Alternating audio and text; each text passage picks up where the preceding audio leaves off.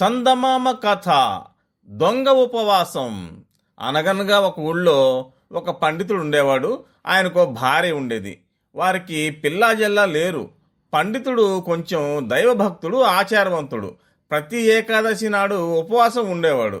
ఒక ఏకాదశికి పండితుడు తన అలవాటు ప్రకారం ఉపవాసం ఉన్నాడు. ఆ రోజు పండితుడు భార్య తాను కూడా ఉపవాసం ఉంటానంది. ఒసేవ్, నాకు అలవాటు కనుక నేను ఉపవాసం ఉంటున్నాను, నీకెందుకు ఈ బాధ, నువ్వు ఉపవాసం ఉండలేవు అన్నాడు పండితుడు. చాలేండి, మీరే ఉపవాసం ఉండగాలేంది, నేను మాత్రం ఎందుకు ఉండలేను? అడక్కడక్క ఇవాళ అడిగితే ఇదా మీరు చెప్పేది? నేను ఏమాత్రం ఒప్పుకోను, ఏమైనా సరే నేను ఉపవాసం ఉంటాను అని పట్టుబట్టింది భార్య. సరే, నీ ఇష్టం వచ్చినట్టు చెయ్యి, నువ్వు ఆకలికి ఆకలేమని నీ మంచిగా చెప్పాను, ఆ తర్వాత నీ ఇష్టం అన్నాడు పండితుడు. పండితుడు భార్య తాను కూడా ఉపవాసం ఉండి తీరాలనే నిశ్చయించుకుంది. ఆ రోజు ఇద్దరు ఉపవాసం ఉన్నారు. పండితుడికి అలవాటు కనుక ఎప్పట్లాగే ఉండగలిగాడు.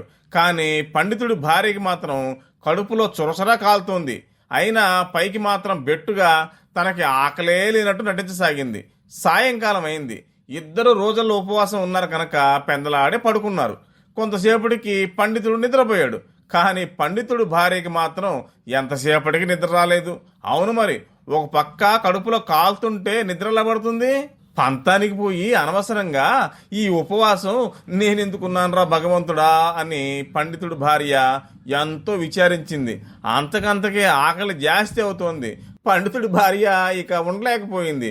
కాసిని పచ్చి పాలన్నా తాగందే ఇక నేను ఉండలేను. ఆయన ఎలా నిద్రపోతున్నారు గనక నేను పాలు తాగినట్టు ఆయనకు తెలియదు కూడా అనుకుంది. వాళ్ళకి చాలా గేదెలు, ఆవులు కూడా ఉన్నాయి.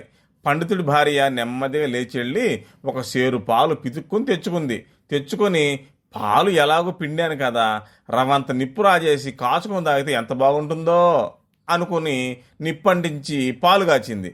తర్వాత కాచిన దాన్ని ఎలాగో కాశాను, కాసిన బియ్యం పోస్తే బాగుండును అనుకొని కాసిన బియ్యం పోసింది. తర్వాత బియ్యం ఎలాగో పోసాను కదా, కాస్త బెల్లం కూడా వేస్తే కమ్మగా ఉంటుంది అనుకొని ఒక బెల్ల పచ్చ తెచ్చి అందులో వేసింది. అంతటితో ఊరుకుంటుందా? ఇంత చేసి దీంట్లో నెయ్యి లేకపోతే ఏం బాగుంటుంది అనుకొని తన కడుపులో ఆత్రం కొద్దీ అక్కడున్న ముంతెడు నెయ్యి అందులో కొమ్మరించేసింది. దాంతో గిన్నెడు వేడి వేడి పాయసం తయారైంది.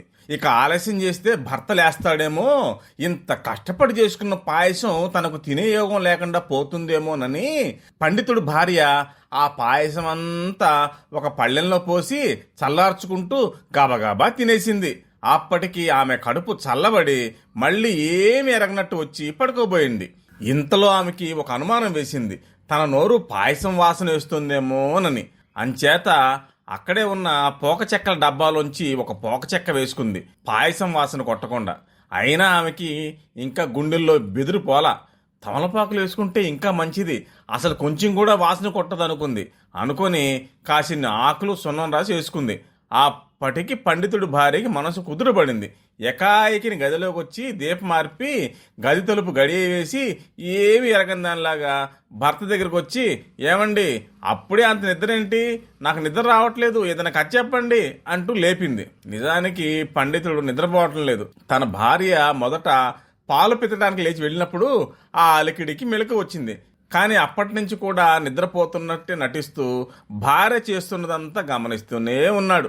భార్య వచ్చి ఇలా అనేసరికి పండితుడు ఇంకా నిద్రపోతున్నట్టే నటిస్తూ కళ్ళు నులుముకుంటూ, అబ్బా చంపకే, ఉపవాసం ఉంటానా, నీరసంగా ఉంది, నీకు నిద్ర రాకపోతే కూర్చో, నేను మాత్రం ఇప్పుడు కథ చెప్పలేను అన్నాడు. మీదంతా మరీ విచిత్రం అండి, నాకు లేని నీరసం మీకెందుకు వచ్చిందేంటి, వేషాలు పోకుండా కథ ఏదన్నా చెప్పండి అని బలవంతం చేసింది పండితుడి భార్య. అప్పుడు పండితుడు, అయితే చెబుతున్నా విను అని ఇలా పాడాడు. కథ కథ కాటుక రాయుడు, పళ్ళెం పాయస నోటికి రాయుడు, కడముంతడు నెయ్యి ఘటుక్కు, ఆకు అటుక్కు, పోక పొటుక్కు, దివ్య దిటుక్కు, గడియ ఘటుక్కు, నువ్వు అటుక్కు నేను ఇటుక్కు అని ఇంకోవైపు తిరిగి పడుకున్నాడు. ఇది వినేసరికి పండితుడు భార్య తెల్లబోయింది. తాను పాలు పితకడం దగ్గర నుంచి జరిగిందంతా భర్త కనిపెట్టాడని తెలుసుకుని మళ్ళీ నోరెత్తకుండా కుక్కిన పెయిన్లా తాను నిద్రపోయింది. ఆ రోజు మొదలు పండితుడి భార్య మళ్ళీ ఉపవాసం ఉంటానని అడిగితే ఒట్టు. పండితుడు మాత్రం తన అలవాటు చొప్పున ఉపవాసం ఉంటూనే ఉన్నాడు.